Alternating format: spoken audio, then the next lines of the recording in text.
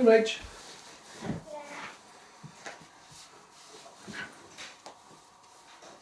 Rachel. Yeah.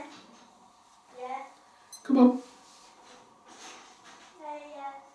Come in, like right now. Rach.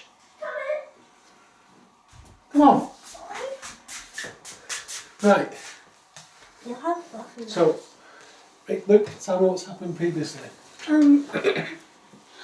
do we have every single time? We know this, Rachel. We've had this conversation already. Because you can look back on it when you've got grandchildren and say, this was me when I was younger, my dad was reading to me. Right. His dad gets a new girlfriend. Called? Melissa. Who does she work for? The government. Prime Minister He under... hasn't said that yet. Yeah. Prime Minister under suspicion. Right. I know you said not to read. That's right. Don't spoil it, Luke. You asked us the question. You know, he's spoiling it. And they're trying to blow a nationwide conspiracy. No, what's happened so far? We're gonna have to edit They live in this a out. remote village in a Okay, very welcome big to the house. fun. But we're gonna have to edit that bit No, out. not edit anything out. What's happened? Right, Rachel, you tell Well, me. you haven't edited the rest out. No. The bit that I told you to, and That's the bit right. that you said. That's why you don't like videoing everything. Because See? this is real. Switch it up. This is real life.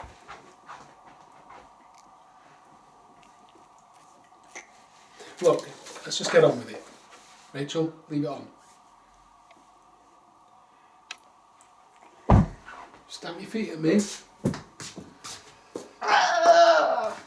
He growls. Stamp. Okay. So what's the name of the dad? Mr.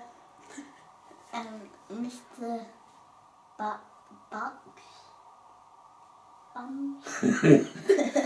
Okay, what's the name of the narrator? Joe. What's the girl's called? Laura. Thank you. She's not the narrator. She is a girl who is telling the story, which is called the narrator. Oh, yeah. And she's the main character, so yeah. Okay. And then she You'll has have a to gang as well. And what happened to the neighbour next door? And they she got was taken away in a truck. Yeah. And then nearly forgot a cat. Well done. Yeah. It was like, What happened to their mother? And they died. Whose mother didn't die? Who else is in the family? Oh, Melissa. the and Sheila. teenager's Sheila. mum living in Australia. Not Sheila. Right. What's her name? Don't know. Well, what is it then? I don't know. What is her name? What you asking? Feel how fluffy. Yeah, you're just changing the subject.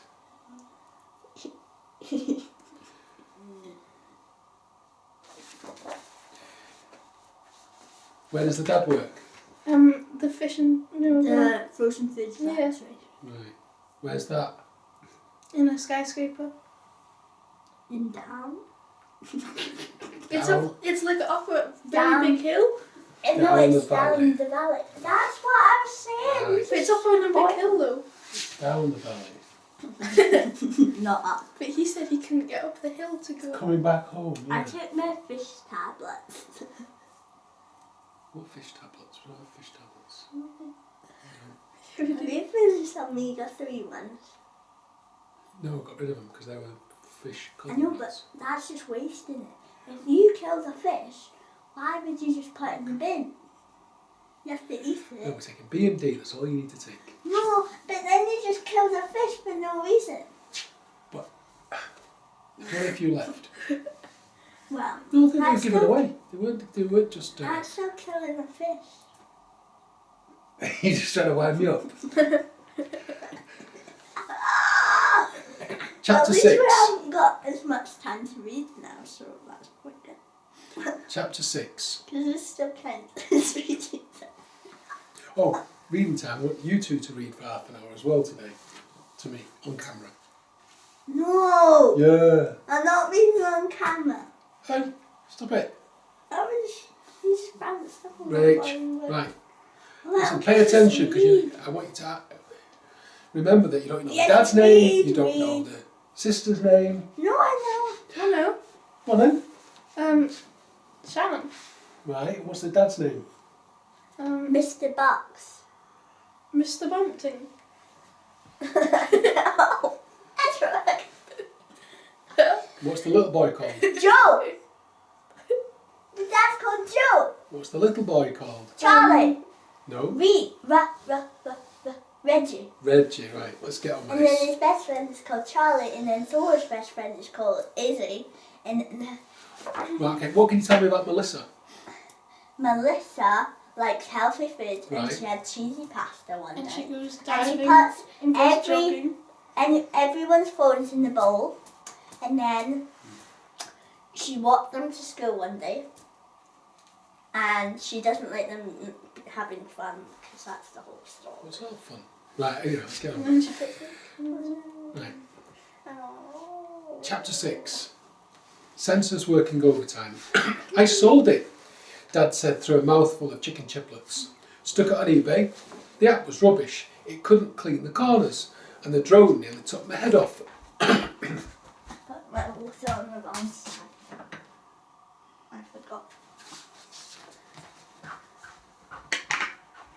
Sorry, I didn't mean it.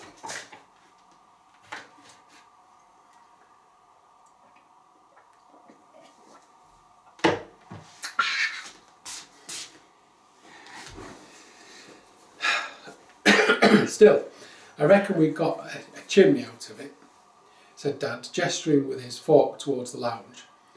I craned my neck, and sure enough, House 2.0 had a new inked edition.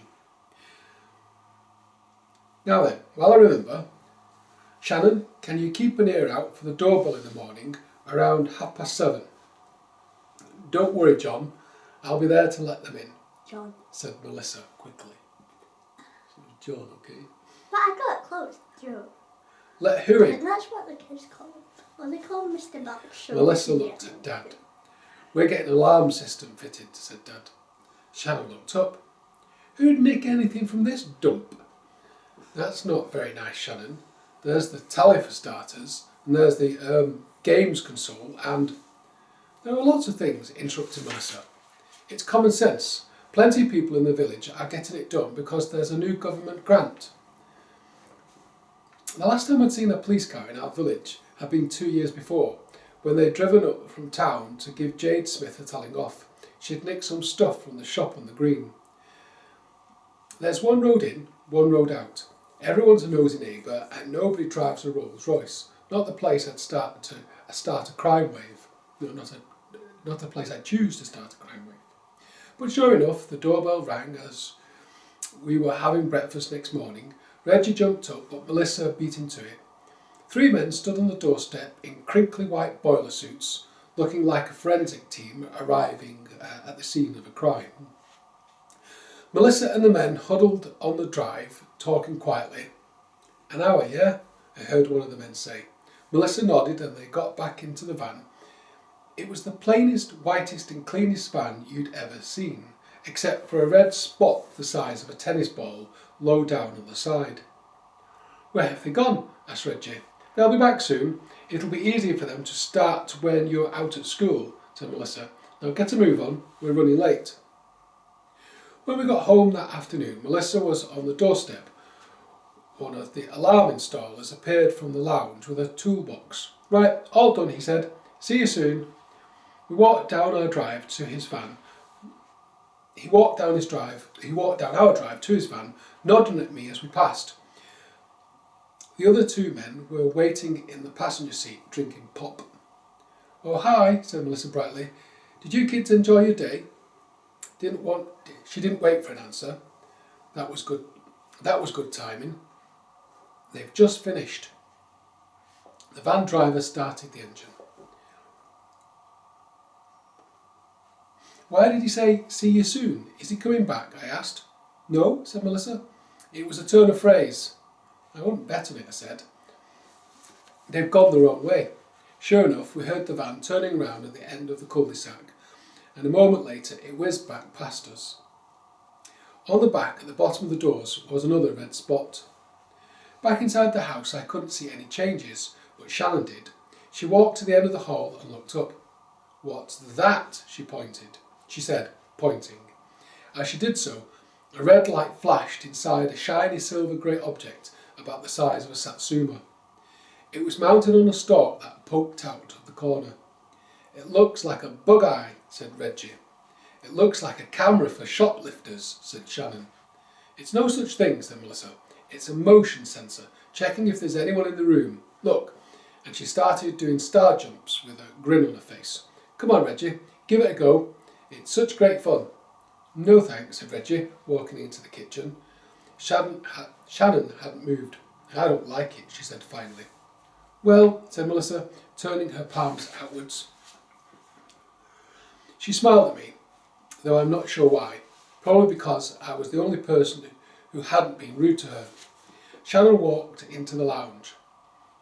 "There's one in here too," she shouted. "And here," replied Reggie from the kitchen, through a mouthful of crisps. "That's right," said Reggie.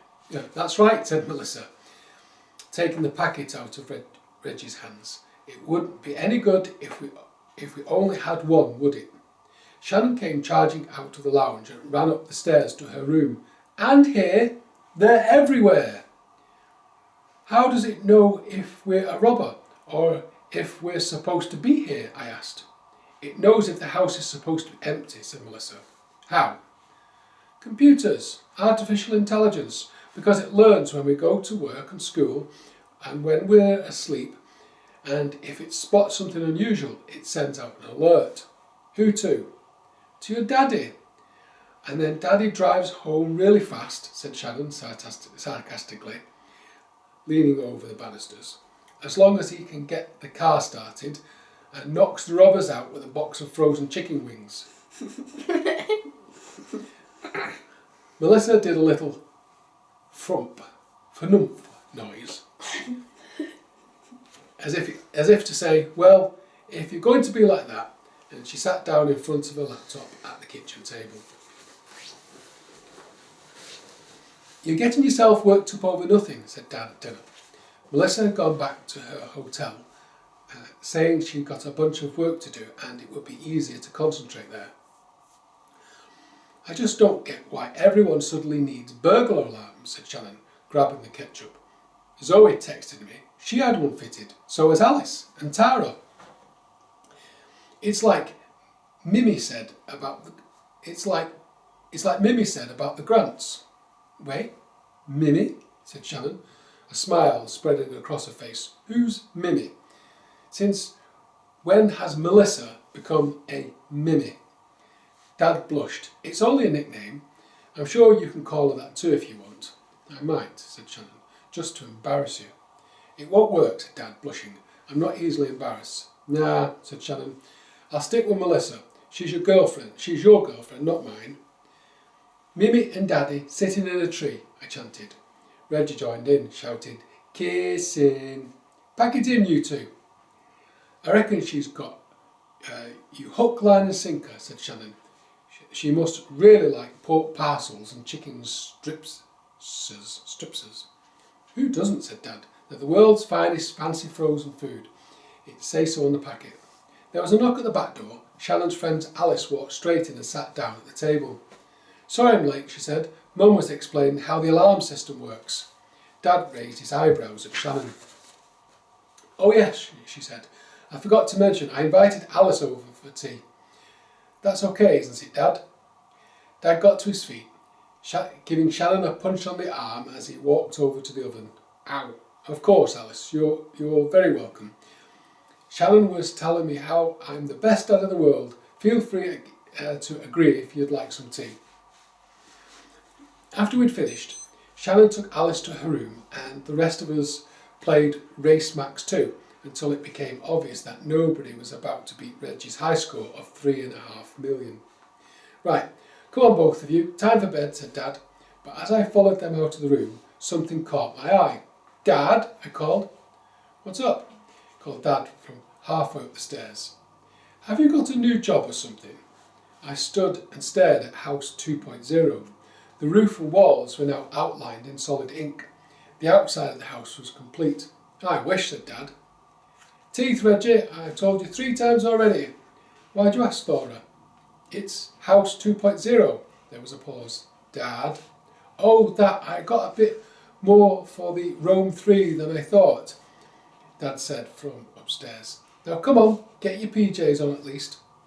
I wasn't sure how much walls and a new roof could cost, but could it really be the same as a vacuum cleaner, even the world's first drone-operated one? Chapter 7. Mr Wharton. It was the last day of the spring term. In assembly, after the usual prize giving, our head teacher, Mr Frost, held up his hands to make an announcement. "Before you disappear and bury your heads in an Easter egg, we have one last special visitor to talk to you," he said. He grinned, white teeth flashing in his permatanned face, like he does when he's about to make a joke he likes. Some of you may have seen him before.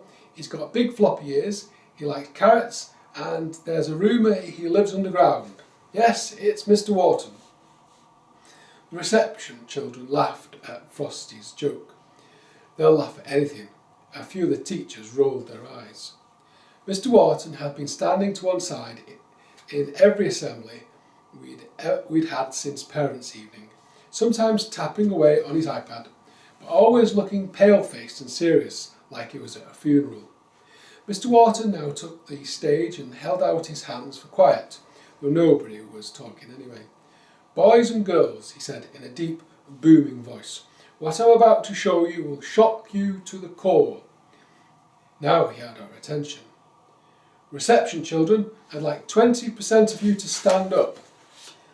The little children looked at each other and laughed. Some of them stood up and sat straight back down again. Frosty nipped back on stage and whispered in Mr Wharton's ear. Yes, of course. Silly me. Let's try something else. Right then. Would everyone with brown hair in reception stand up? About half the class stood up, including some who didn't know what hair colour they had. No, this isn't working. Can somebody help me out here, please?" He looked at Mrs Bentley, the reception teacher. "Sit down, rabbit class, and only stand up if I tap you on the head." She bopped the nearest 6 kids, who all stood up. "Thank you. Right then, it's your turn. Year 7, you should be old enough. Starting over by the doors, I want every 3rd person to stand up." I looked behind me, and it was like a bad game of musical chairs with children standing up, sitting down, and then standing up again. But eventually they worked it out. "Right," said Mr Wharton, looking very pleased with himself. "You have to imagine that this half full of children is, in fact, our whole country. And here's that shocking news I was talking to you about. Everyone standing up is overweight or obese." Well, we couldn't stop laughing at that. At least at first. Everyone started pointing at the children standing up, and lots of boys started mucking around, sticking out their tummies and blowing out their cheeks. But then, before Mr Frost could intervene, children started to stop each other, saying "shh" to the ones who were clowning around, and "stop it, look," because 2 children in my year, Eloise and Stanley, had tears running down their face, and so did many of the reception children, who really didn't understand why their friends were pointing at them and saying rude things. Mr Frost called out from the sidelines, "Time to move on, Mr Wharton. Sit down, please, children." Mr Wharton looked out at the silent hall. He didn't look in the least bit sorry. "I think that proves my point," he said. "So why are so many children in this country overweight?" A howl rose up from Eloise, who ran into the arms of Mrs Brown, the Year 7 teacher. Mr Wharton ignored her. A child at the front nervously put up his hand. "Yes, they eat too much." "That's right, they eat too much. But there's more to it than that, isn't there? What else?" "Yes, you at the back. They eat chips and things." "Well done, girl. These children are fat because they eat unhealthily." Another wail, this time from a reception child. "Oh, for goodness sake," said Mr Wharton irritably. "Not you specifically. Children, I'm talking generally. Do keep up." It seems unlikely that Mr Wharton had ever been to teacher training school. Here's another question. How many of you eat 5 fruit or vegetables a day? Come along, hands up. This one was easy. We'd heard all about this in class. Tentatively looking at each other, nearly everyone raised their hand. I thought for a moment and decided that I'd rather hide in the crowd than be the one of the only children with their hands down. Mr Wharton paused. Right, I want everyone who doesn't have their hands up in the air to stand up. Everyone else, hands down. A dozen children got nervously to their feet, including Charlie and Reggie, I noticed. All of them looked like they were regretting their honesty. Well done, said Mr Wharton triumphantly. You are the only children in this hall that I believe. Fewer than 5? Yes, I expect so. Now, do something about it before it's too late. Sit down. You've probably not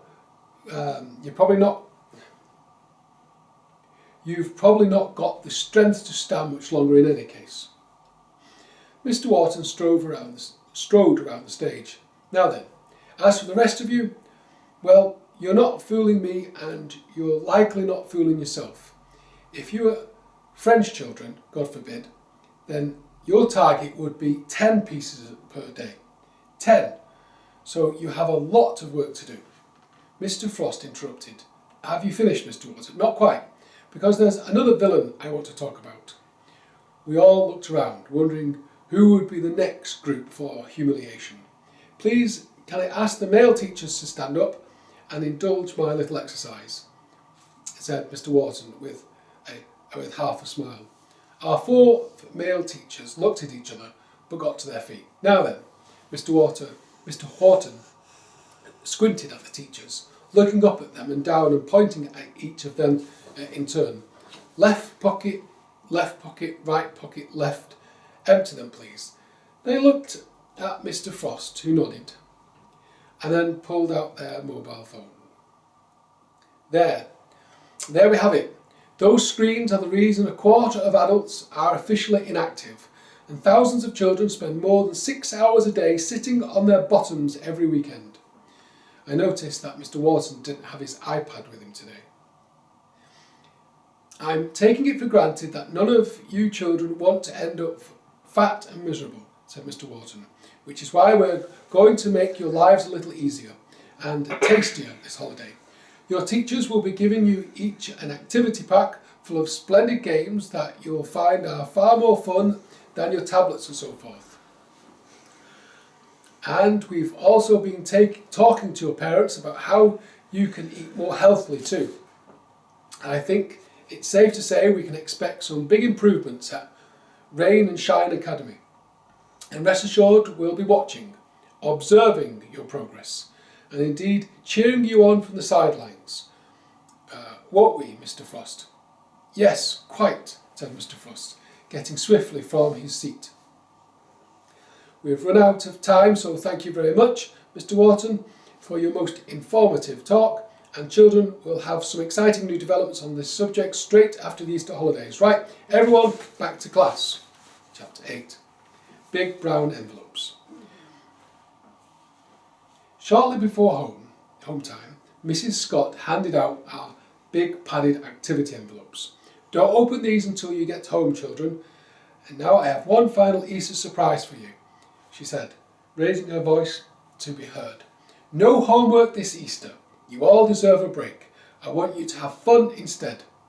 Sounds of amazement quickly turned to cheers. Izzy put her hand up. Mrs Scott gestured for quiet. What is it, Izzy? That's not normal, miss. Are you sure there is no homework? Everyone groaned, but Izzy took no notice. She doesn't care what people think. I'm absolutely certain, said Mrs Scott. See your friends. Run around like Mr Wharton said. Try not to scrape your knees. She opened the door. You can say that's your homework if you like, Izzy. Izzy grinned. Yes, miss, I will. We sprinted out of the door, loaded down with book bags, models, bulging rucksacks and PE kits.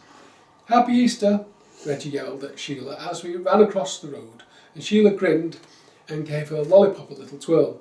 And in the park we barely had time for phone games as we told each other our holiday plans. I'm going to laser chase, Charlie told Reggie. Who's Sheila? The lollipop lady. Sheila. Yes, the lollipop lady. I'm going to laser chase, Charlie told Reggie. We're getting the bus and I'm going to laser my brother's head off and get 1,000 points. Oh, that sounds brilliant. I wish I could have come. Hey, get your mum to download the app, said Reggie, who knows all about these things. I saw it on telly. You get a free Coke. Show me how to do it, Reggie, said Charlie, handing over his tablet. He checked to make sure his mum couldn't hear him and grinned. I know her password. Izzy swished her straight brown hair. I'm going to the Museum of Science on the train. Izzy is a bit like that. She'd rather do something that feels like homework, even when there isn't any. What will we be doing? I don't know, I said. No, what will we be doing? I don't know, I said, scraping the rust off the climbing frame with my toe. There were cones and red tape around the usual corner. 2 workmen were high up or on a hydraulic platform, fixing new lights to the top of a pole. Dad's working, so I guess we'll stay at home. Maybe I could come over and we could write stories, said Izzy. Yeah, maybe, I said. We watched as the platform sank down to the ground and the 2 men jumped off. One of them took a key out of a control panel and threw it to the other. Are they taking this away tonight? Nah, he said to his mate. Spoke to the boss. She said they'll be along for it tomorrow. They gathered up their tools, scraggy bits of packaging, tape and empty boxes, with a last look up at the new lights, and headed off across the playground. Cheerio, girls, they said as they passed. A slip of paper fluttered out of one of the boxes they were carrying. I ran across and fetched it. Dispatch note. 1 times FF Lighting Unit, Play Park. That didn't mean much to me. At the bottom of the slip was the name of the company. I took it across to Izzy. State Security and... I read, what's that word, Izzy? She looked across. Surveillance. State Security and Surveillance Services. What does surveillance mean? Not sure, said Izzy. Something to do with surveys, I guess. Maybe, I said, though they didn't ask us any questions. Izzy, home time. Izzy's mum was waving from across the playground. Izzy swung her bags over her shoulder and set off. I'll see you when I'll get back, she shouted. See ya, I said, but I wasn't concentrating because the other thing on the paper slip next to the company name was a big red spot. Eventually, Shannon told us it was time for us to go too. Back in the lounge, I pulled out the padded, heavy brown envelope that Mrs. Scott had given each of us at the home time. The contents spilled all over the carpet, 10 smaller envelopes and boxes, each with a large coloured number on the outside. Also in the big envelope was a sheet of paper. There wasn't much on it, just the words Play Pack, surrounded by trees, and a parrot on a swing. Underneath it said, Instructions for use. 1. Open the first pack. Let the world know you live in a playhouse. 2. Open the other packs, in any order, on any day, have fun. 3. Run out of packs, find your friends and get creative. I'm not massively keen on people telling me what to do, so I didn't follow the instructions. I opened pack 10 first, a little white carton. Inside there was a pack of playing cards and a little booklet. Card games for kids. Nice. I had no idea how to play card games, but nice even so. Pack number 6 was a colouring book. Pack number 8 was a pack of plasticine. Pack number 4 was some street chalk. Can you tell I like even numbers? Pack number 2 was a book. Little Fells for Little Fellas and Girls was a terrible title. I turned to the odd numbers, and inside 3, 5 and 7 and 9 I found a packet of magnets, shadow puppet instructions, a cookbook and a nature spotter handbook. The front door banged open. Dad was back. He didn't seem surprised to see all the mess on the floor, but then the floor was often messy. Watcha, he said, blowing me a kiss from the doorway. Look at my play pack, I said. We got it at school. Brilliant, said Dad. I'll grab a quick shower and then let's decorate the front door. Say what you like about Dad, he's always ready to play. I frowned. Finally, I opened pack number 1. Inside were a bunch of large, coloured foam letters with sticky pads on the back. And with the letters was a card. This is my ... Unscramble the letters to complete the sentence and make a big statement to decorate your front door. Well, it wasn't very hard. They've told us the answer in the instructions. I arranged the letters PLAYHOUSE. But the bigger question was this. How did Dad know we had to decorate the door? Reggie came in, clutching his number 1 pack. We need to decorate the front door. Yes, I know, I said. I got one too. Dad, Shannon shouted from her bedroom. Can we do it now? Asked Reggie. Dad! In a minute, Reggie. Just waiting for Dad to finish his shower. I could hear the water running. Dad! Shannon was shrieking now. From the bathroom, a muffled shout. Stop yelling, Shannon. What is it? The internet stopped working, she yelled back. I'm going to do my letters down in a line, said Reggie. I said the internet's not working. I'm having a shower, bellowed Dad. Ah! Screamed Shannon in frustration and slammed her bedroom door so hard the front door rattled. And that's how our happy Easter began.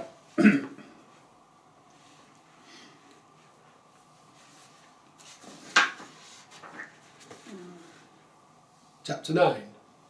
Back Hill. The internet was still off an hour later. Shannon didn't stop complaining. This is so annoying. I've used up like half my data already. You'll live, said Dad, opening a jumbo pack of the chicken stir-fry you actually cook in the oven. Have you checked the router?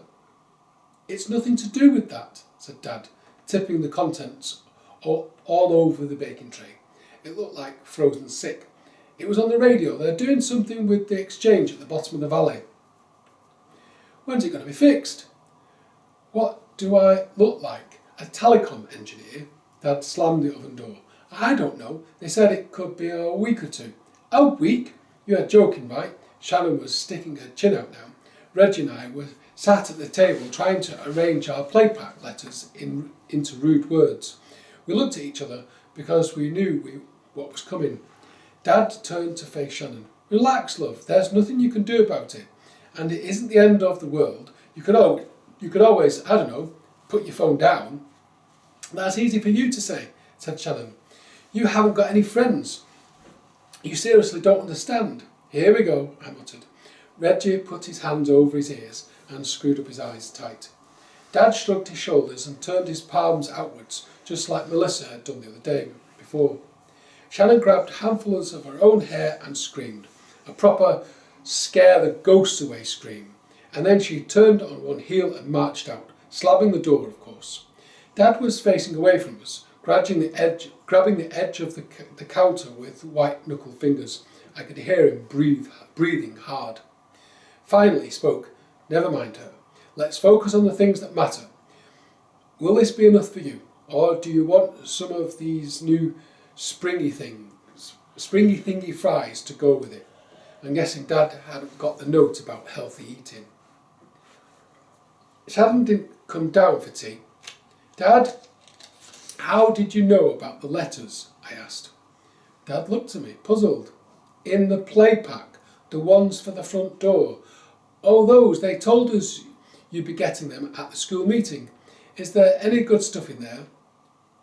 Not bad, I said. The chalks are good, and the plasticine. And the magnets are cool, said Reggie. We'll have to give them a go over the holidays, said Dad. Right, let's stick these letters up, shall we? And so we stuck the coloured Playhouse foam letters on the front door. Mine went horizontally, and Reggie spelled the same words out vertically, starting from the first P. That left us with a P spare. Can I have a P, please, Dad? You've left your P on the floor, Thora. I stuck it on Reggie. There's a P on your back. When we couldn't think of any more pea jokes, we went in for a game of Race Max 2, which works okay even without the internet. Are you working tomorrow, Dad? I asked. No, I'm off. Melissa's coming round in the morning. I thought we might climb up back hill if that's nice. Maybe take the kite. Fancy that? Yeah, shouted Reggie. We haven't done that for ages. Great, said Dad. I'm sure she will be up for it. I'll text her tonight. She'll probably run up and wait for us at the top, I said. It looked like it might be right. It looked like I might be right too. When Melissa let herself in for breakfast the next morning, she was already in a stretchy running tights and a red t-shirt.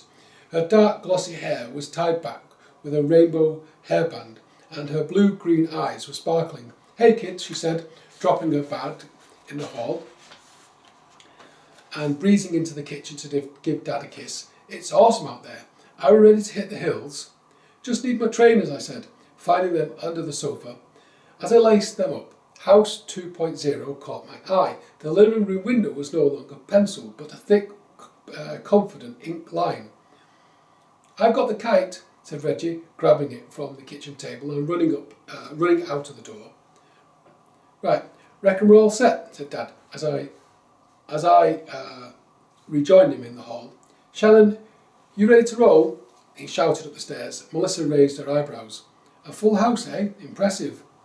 Dad smiled.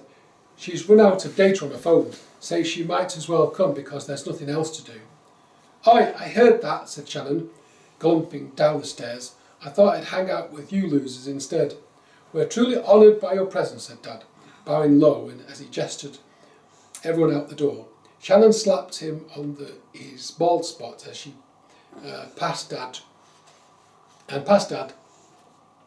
as she passed, and Dad tried to kick her up the bum in return, but nearly fell over instead. Hey Thora, switch the radio off, will you? And grab me a can of pop from the fridge while you're at it. I need all the energy I can get. I ducked back inside and rooted around in the fridge, looking for Dad's Coke, half listening to the news on the radio. So that was child psychologist and chief architect of the Prime Minister's Healthy Living Initiative, Dr. Jeff Wharton. So let's turn our attention to that village in the north-west he was talking about, where this new radical agenda is being played out before the eyes of the nation. Jack Smith has the last broadcast before the self-imposed media blackout begins. You're outside the village, Jack. What can you tell us? Thora, are you coming? Yeah, hang on, Dad, I said, finding the Coke at last underneath the bag of courgettes. Thanks, Jim. This sleepy village, its 200 children and their parents are about to embark on an unusual, some would say bizarre, social experiment that is likely to make or break this new Prime Minister's fortunes. The ground rules were set yesterday at a special assembly when... Dora, we're all waiting for you. I ran across and flicked the radio. Politics on the radio. I doubt there is anything more boring in the world. The five of us... So I'll just read these last 2.5 pages. The five of us argued, elbowed and joked our way to the church in the bright sunshine before skirting the graveyard and setting up on the zigzag path up back hill. The insults soon dried up, replaced by heavy breathing and the scrunching of feet on stones. Reggie ran out in front, with me some way behind. Melissa and Dad followed, talking quietly, while Shannon was at the back, taking her own sweet time as usual. I caught up with Reggie at the bench. From there, the village looked like something out of Postman Pat, a jumble of model houses and crumpled tissue papers. Toy cars beetled up the winding, windy road from the distant town where whispers of cotton wool rose from the factory chimney. Back in the village, I could see 3 bright yellow toy diggers in the play park, 2 miniature tipper trucks, and a dozen plasticine men with spades and white helmets. I wondered what they were doing. Which one is our house? Asked Reggie, for the 100th time. I pointed to the curve of the cul-de-sac and our house, which sat midway down the straight bit. It's easy, I said. Look for the next one to the messy garden.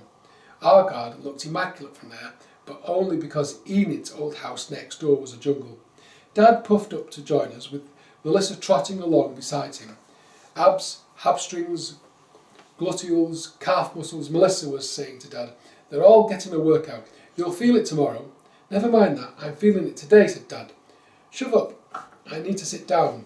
Nice of you to save me a seat, said Shannon as she strolled up. She plopped herself on top of Dad, who made a muffled oof noise. He elbowed Shannon to one side so he could breathe, and for a moment none of us spoke. We came up here in the snow once, said Dad. Do you remember, Shannon? Shannon shook her head, swinging her hair into Dad's face. He blew it clear.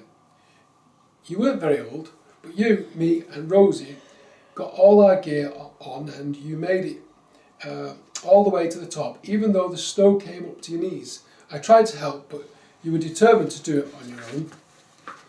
Dad waved the arm that wasn't trapped under Shannon's out across the valley. It was astonishing. You could hardly see the village under the snow. Phone lines went down, everything came to a stop. It was like we were the only village in the world, completely cut off. We were. It was hard to imagine that now. Flashes of vibrant spring green dotted the village. A slight heat haze already softened the view. Only a small section of the fell opposite was still in the shade, and the sunlight glinted on the fence that ran along the cart track up to the head of the valley. A kestrel hovered above the houses, level with our bench, its wings fluttering in the sunlight in this slight breeze. Only one tractor made it through the snow on the first day to rescue us, and even then it couldn't get back down again. I couldn't get to work, and the school boiler broke down, so you and Rosie had a week off. That is so lucky, said Reggie, a whole week to play. We went sledging in those fields over there. We made snowmen in the garden at the vicarage until the grumpy old vicar told us off. And I broke one of the school windows in a snowball fight. Rosie killed me for that, and she'd said she'd have to tell the headmaster when she got back to work. Then what happened, I asked. The snow started to melt and everyone got fed up of having wet trousers, said Dad. And then they ran out of milk at the shop and nobody was very happy about it. Oh, very happy about that. Dad shoved Shannon off his lap. But it was fun while it lasted. You wouldn't get that happening now. Oh, I don't know, said Melissa. Never say never. Right, come on you lazy bones. One last one to the top has to carry the kite back down. So we'll be doing chapter 10 next. Okay. Okay. Mm-hmm.